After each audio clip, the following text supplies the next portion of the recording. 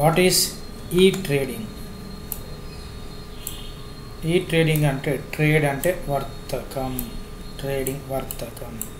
So వర్తకం అంటే ఏంటిదంటే కొనడం అమ్మడం, బయ్యింగ్ అండ్ సెల్లింగ్, కొనడం అమ్మడం, కొనుగోలు అమ్మకాలు జరిగే ప్రక్రియను వర్తకం అంటాం.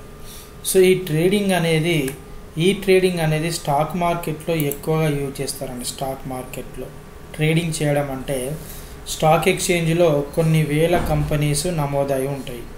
ఆ కంపెనీలలో మనం పెట్టుబడి పెట్టడానికి, ఇన్వెస్ట్మెంట్ పెట్టడానికి మనము ట్రేడింగ్ చేసుకోవచ్చు. అంటే ఆ కంపెనీలో ఉన్న షేర్స్, వాటాలను మనము ఈ ట్రేడింగ్ ద్వారా పర్చేజ్ చేయవచ్చు, మళ్ళీ సేల్ చేయవచ్చు. ఏంజల్ బ్రోకింగ్ అనే ఒక యాప్ ఉంటుంది, అప్స్టాక్స్ అనే ఒక యాప్ ఉంటుంది.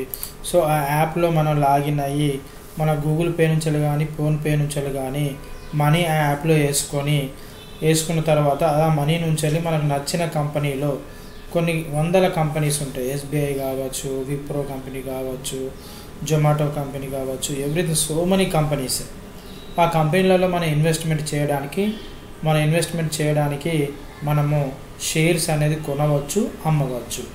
దాన్ని ఏమంటారంటే ఈ ట్రేడింగ్ అంటారండి. షేర్స్ అంటే ఒకసారి తెలుగులో చూడండి, తెలుగులో కంటెంట్ అర్థమైతే మీకు ఇంగ్లీష్లో ఈజీగా అర్థమవుతుంది. ఈ వర్తకంను ఆన్లైన్ వర్తకం లేదా ఈ బ్రోకింగ్ అని కూడా అంటారు.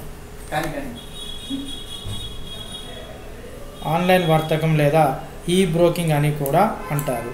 ఇది స్టాక్ ఎక్స్చేంజ్లో సెక్యూరిటీలను అమ్మడానికి, కొనడానికి ఉపయోగపడుతుంది. ఈ ట్రేడింగ్ అనేది మనం ఎప్పుడైతే స్టాక్ ఎక్స్చేంజ్లో మనము స్టాక్స్ పర్చేజ్ చేయడం కానీ సేల్ చేయడం కానీ జరుగుతుందో దాన్ని మనం ఈ ట్రేడింగ్ అంటాం.